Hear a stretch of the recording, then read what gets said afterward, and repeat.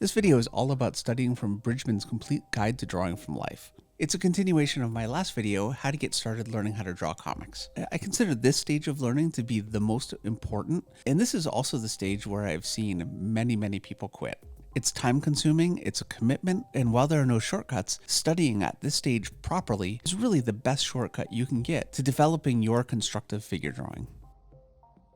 Alright, so in our last video about how to get started drawing comics, we worked on basic proportion, simple gestural figures, and some basic construction, and we started looking at comics and some other things in order to start drawing some of those figures. In this next section, we're going to start taking things further, and my favorite method for doing that is looking at Bridgman's Complete Guide to Drawing from Life. There are other books out there that are probably equally as good. This is the one that I learned from. This is one that so many comic artists I know have learned from, and it's really what I'm familiar with, so I'm going to show you this book. But if you have a different book that you like better, please feel free. We're going to use a two-pronged approach to learn from this book. We're going to draw basically all the figures in this book. We're going to start with these ones here, and just use what we already know to be able to start constructing figures using this. There's going to be a lot of shape language that's happening in these that you can really pick up on, and you'll grow from it very quickly, and there'll be a lot of things that you don't really understand yet as you're drawing these, and that's really where the second part of our approach will come in. This book is broken up into sections. You've got hands, you've got arms and legs and torsos and the whole works. So much of the anatomy that I understand really comes from these drawings right here. And so what we're going to do is we're going to draw some gestural figures of the figures in this book, and then we're also going to be working on study, and we're going to be doing both of these steps each day until you work your way all the way through this book. We're going to go ahead and just get started drawing some gestural figures.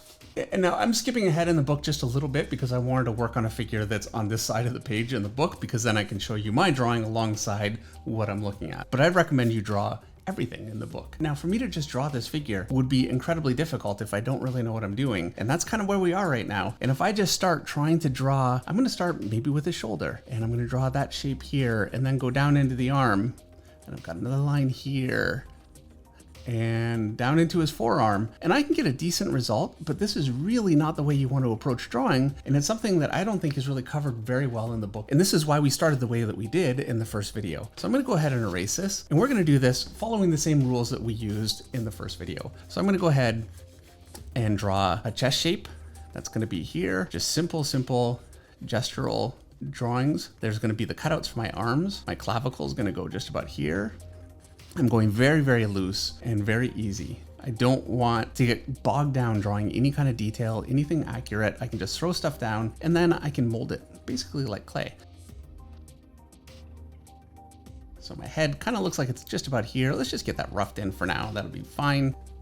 We'll refine it in just a minute. The arm is going to come out basically like this. Let's just get that arm in there. I just want the placement right now. It's going to be here. The hand looks like it's just about here. I'm drawing a ball for my wrist, and then I can just draw a shape for where my hand goes here. And now my other arm is going to come out just about here, and I'm really concentrating on the angles that I'm using and not looking at the shapes too much. I don't really want to get lost in that. Here's another ball for my wrist. I don't know that I always do that, but I'm doing it there. So there you go. Here's my other hand. I just want that basic shape. That's just about it. And my body has a bit of a curve out this way. If you look, the top of the body is curved out versus the bottom of the body, and it's got a bit of an angle, and you really want to capture this stuff. This is the key to really making these figures sing. So I'm curved out this way, and then I come out basically this way. So I'm just going to curve that line around, and then when I draw my pelvis, I'm going to draw the top of that shape just like this, and now it's going to be curved this way, and then my hip is just going to be about here. I'm not worried too much about capturing those shapes yet. I just want to get the basic pose down using very simple gestural shapes. Bottom of my leg, the more you can capture in this stage, obviously the better off you'll be, but don't sweat it too much. And you'll find that you'll capture more and more as you go along, just naturally. And that's really, you see the difference in spacing I have with my hand there? And I'm gonna fix that because I want this to be decently accurate. And this is the stage to fix it. My other knee is gonna be, you'll notice it's lower here. There we go. Bottom of my leg here, and now feet. And I have to admit, when I drew these figures, when I was learning how to draw, and this was way back in 1992, I skipped the feet because they were hard. And I skipped the hands too, because I was so focused on making the arms and the legs and that kind of thing work. And I paid a price for that for years. And I joke around that I can't draw feet. You know, I'm probably not the best at it, but it took a lot of study years later for me to really actually overcome that deficit in my knowledge because I skipped it when I was on the stage. And let's go ahead and see if we can fix this arm just a little bit, just to make it a little more accurate. I want this to be just about as accurate as possible. I think I'm gonna lift that arm out just a little bit more, bring this here, and my hand fit right in about here, about that level. And so we're gonna try and put it there and just trust the drawing that we're looking at. There's my figure basically roughed in just about the same way. And this is really the way to approach it. I'm ignoring all of that detail and just focusing on just getting that figure in. And so I'm gonna lighten this down. And you'll notice you can still see the drawing there. This is why I'm using a kneaded eraser instead of my white eraser. I really want to be able to see what's underneath still. And now that I've got that, I can start to actually try and translate some of this real detail here. I don't know why I'm doing this. I'm starting with the shoulder. There is no good reason for this. So if you're more comfortable starting somewhere else, really just do that. This is a really important shape here. He uses different anatomical shapes than I use now. And I'm trying to really be aware of that and not just gloss over that. There's a bit of an indent here that I really like. I like how he's described that right there. And you can see how I can get in here and I can put these things in, and I know that I'm putting them in the right place because I've got my figure established. And this is the key to really making your figures work, both in terms of your anatomical detail and your overall structure. There's really not a huge amount of detail to this. It's really just intended to be used as a learning figure, which is totally fine. That's really what we're here for right now. He's got a very odd peak out on the cheek here. And the truth is, I actually didn't really use Bridgman a lot for heads, but we're gonna do that now. What I would really recommend you do when it comes to heads, and I have a video on this, is to look at Andrew Loomis. I think his head construction is much more usable than Bridgman's. Like, this head construction is very odd to me, and I really almost feel like I should just be stopping and using my Andrew Loomis construction, but we're not gonna do that now. Let me bring that out. See, I feel like you can see where my clavicle is coming in here. And you can see where it's coming in here. I've really kind of botched that a little bit. So let's bring that out and use my white eraser to get rid of it completely and try and fix that a little bit and get that centered a little better. And there we go. I think that's definitely a little better. It is such an odd head construction for me. There's a cut just across here.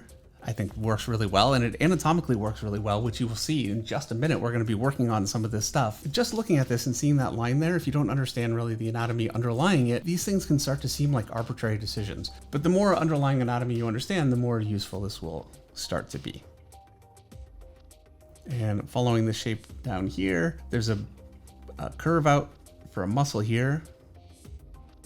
There's a bit of a flattened tube here.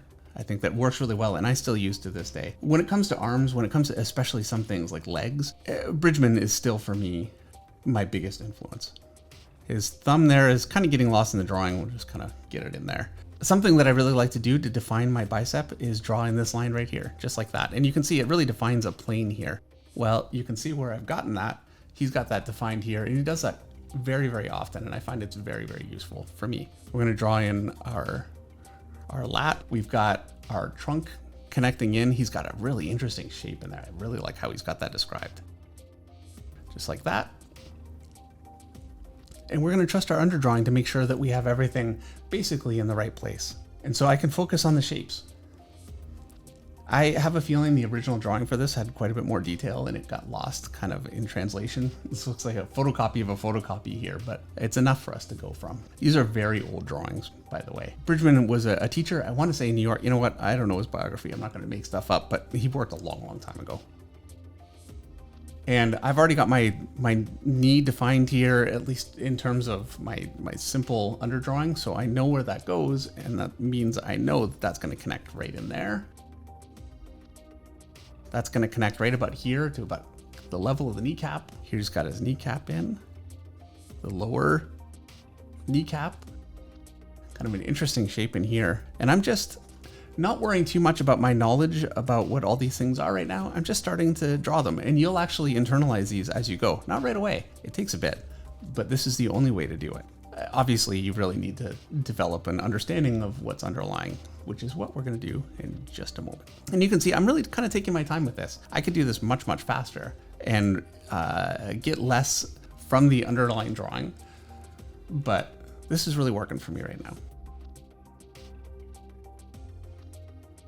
Draw a heel in here. And there's basically my foot, using what he has here as as a guide. My drawings also, by the way, not see my angle in there is just a little too shallow. Now it's too big. Let's try and fix that. So that has more of a hook shape here, and then comes in just about like that. And I think that's a little bit more accurate to what he has. And I've got a shape that comes in here. To this day, I don't really know some of what he's defining here. And it doesn't matter so much. I remember when I started drawing this stuff years and years ago, really not understanding it very, very well, and kind of learning it as I went and as I was drawing these figures. And I just found that the knowledge really compounded. And this is why I really want to show you the next step in just a minute, once we get this figure in, to show you just how much these can start to complement each other. So here we go. I'm going to come down, try and get this shape in here.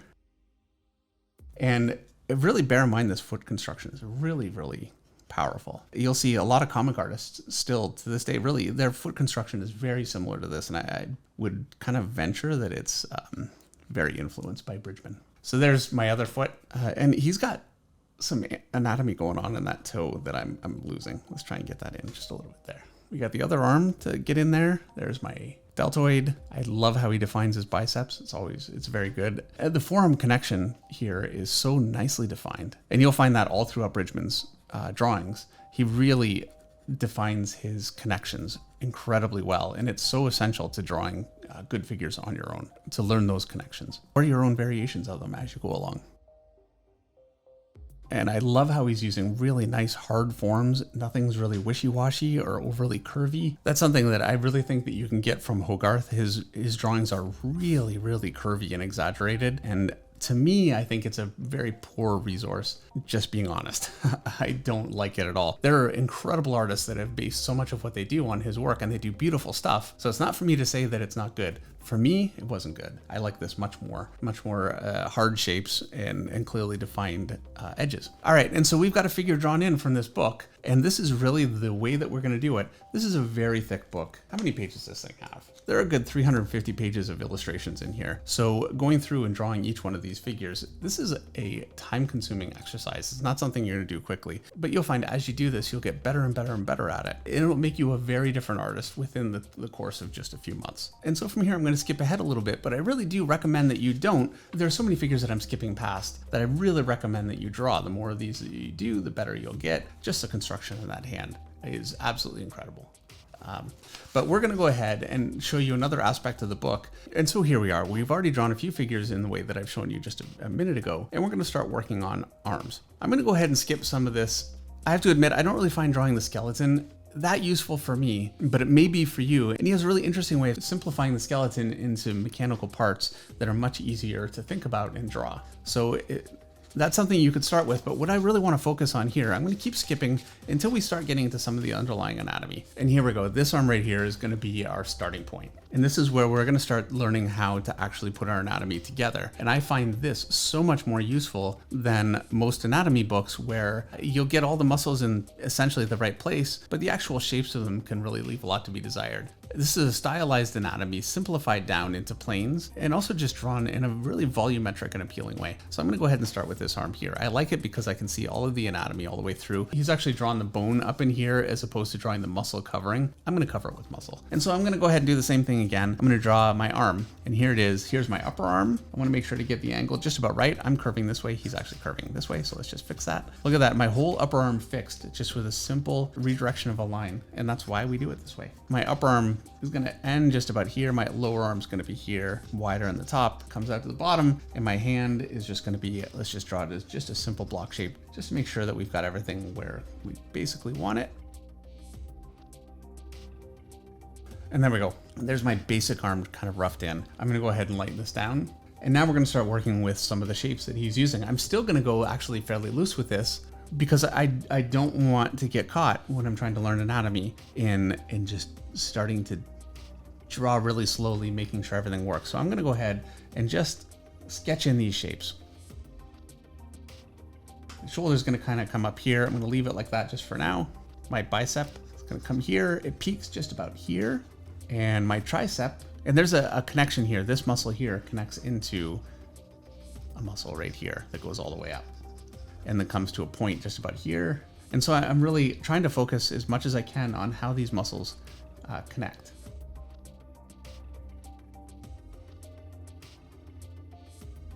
my elbow, drawn with a little kind of a bone shape, just like that. Works very well. And then I've got a bit of an insert here. Drawn this as a very interesting kind of a shape, just like this. And this is something that I use to this day. This basic construction in some form or other really informs everything that I do still. Now, my tricep head, the frontal, I guess, whatever, it's gonna connect just in here to the back of that, to the back of the bone here. I've got a bit of a space in here, just like this. And then my lower arm is gonna come out to a peak here and then come back in. We're just gonna draw the overall shape just about like that. And then it has two parts to it. Just about like that. And now there are a lot of little tiny muscles that kind of go in here and things can get really, interesting and intricate. I really do like how he just takes a large section of muscle and just draws it as one piece.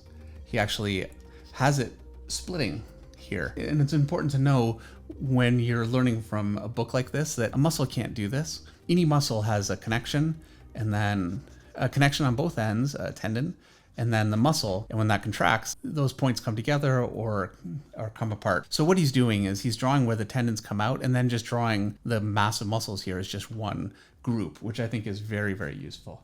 And this is why I like Bridgman so much more than using a real anatomy book, because understanding that grouping is so much more important than each little individual muscle. You can end up with anatomy that is just way too complex to be easily memorable and not something you can practically use for drawing.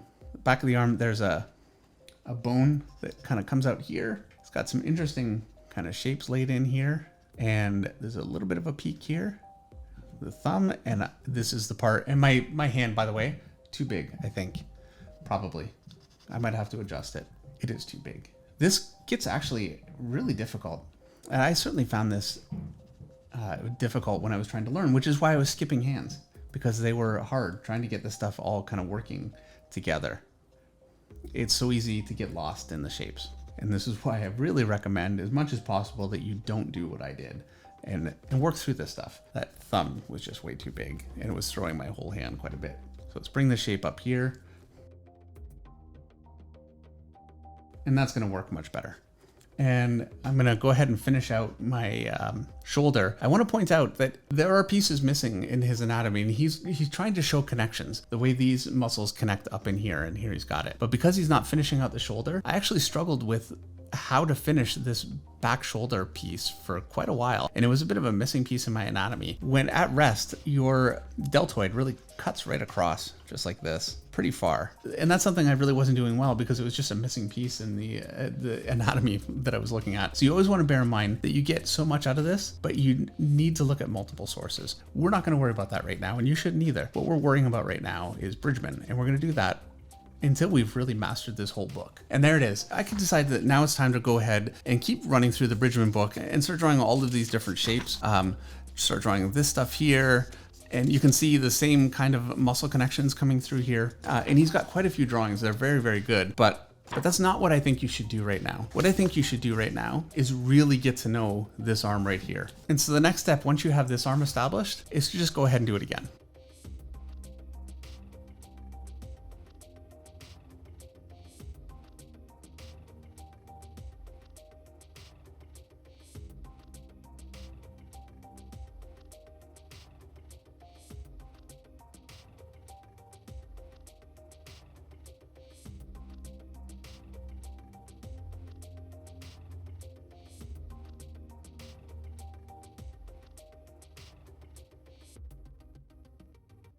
And so there we go. There's my arm drawn again. Let's draw that shoulder out properly here. I'm coming across. I'm not going to draw the connections all the way up in here. They're not useful to me. There's actually also another muscle that kind of inserts here that he's really not showing. Not so important for right now, but what is important is that I get my shoulder kind of defined in there. And there we go. So I've drawn the same arm again. If I do this 4 or 5 times, I'm gonna have this down. But in order for me to really drive that home, I'm gonna need to do this. I'm gonna go ahead and close my book, turn my page over, and now I'm gonna try and draw that without looking. And so I remember that my basic arm shape was just about like this, at this angle. And then it connected to my lower arm that was just about at this angle. And then my hand pointed down just about like this. My thumb stayed pretty close to the hand in here. I think we were just about like that. There's a shape in there, but we'll worry about that in a second. That's basically very, very simple shapes that I was kind of working with. And so I'm going to go ahead now, I'm going to lighten that down this time. And I'm going to start to try to draw my anatomy on here. So I've got my shoulder. I'm going to start there. I think it went in just about like this.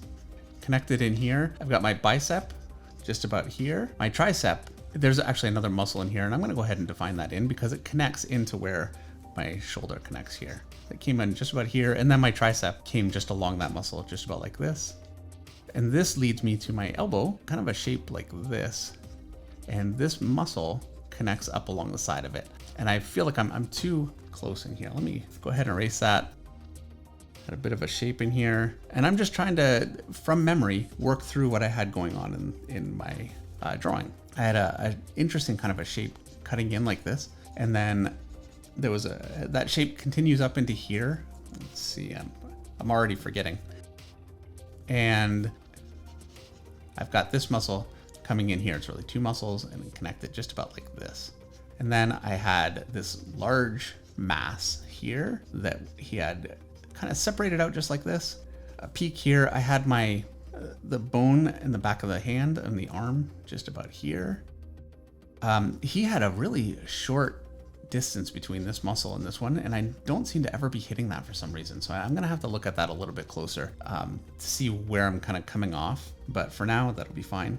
Had a bit of a peak out here. By that, I mean a little of a curve here and then an opposing curve this way. I remember there's a peak here, this kind of connected in here.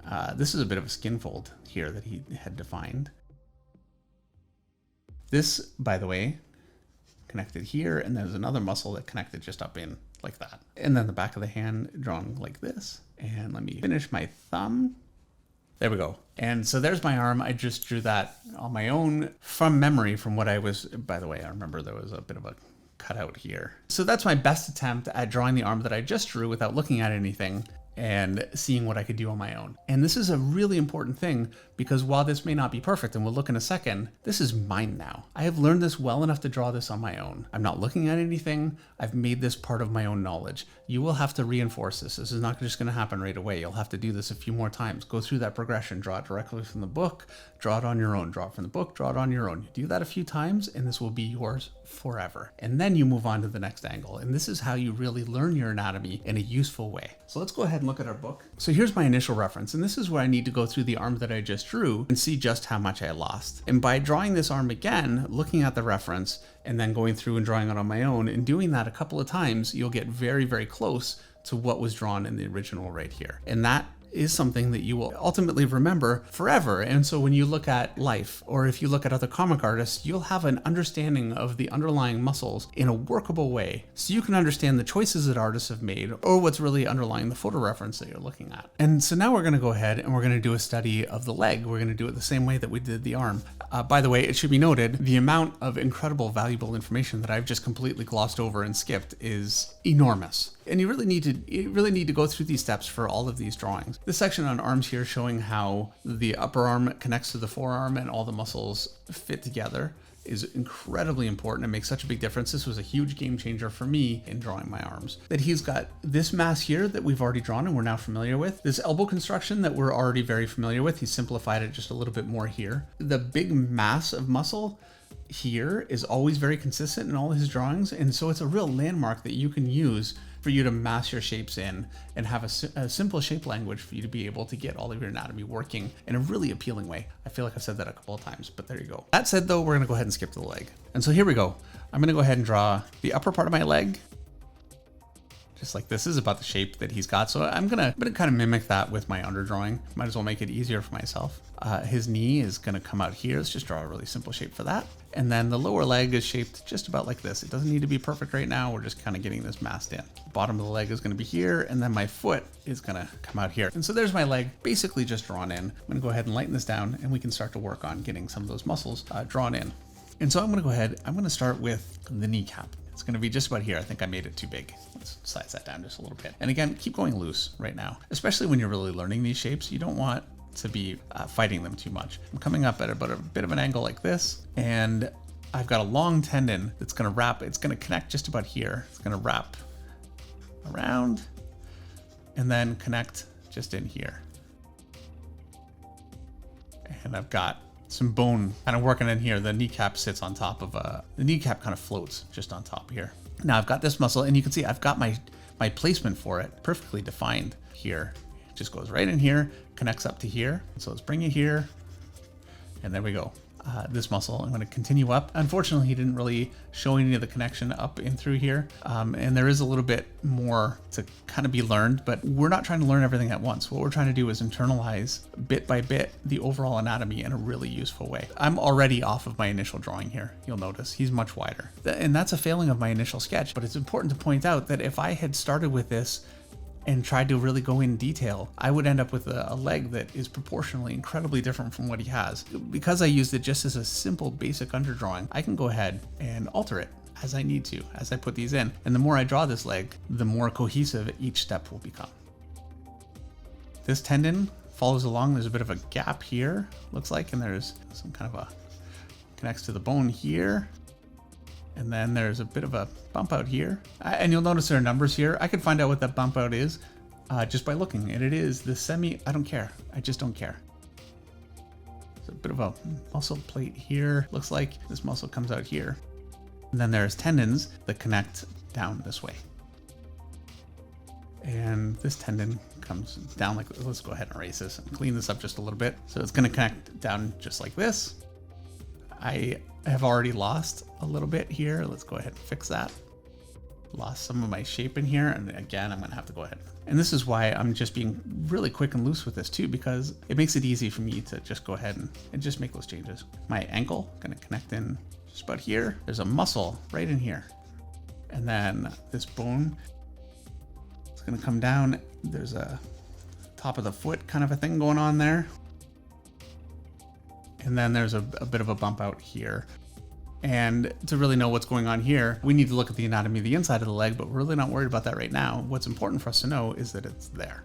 So there's the inside of the leg anatomy drawn in. And you know what the next step is. The next step is going to be to do this again. If you tried to turn this over and just draw it on your own, you'll lose too much for it to really be useful. What you want to do is draw this again. You'll actually find it'll turn out better the second time around, and then draw it on your own. And you want to run through that process a few times.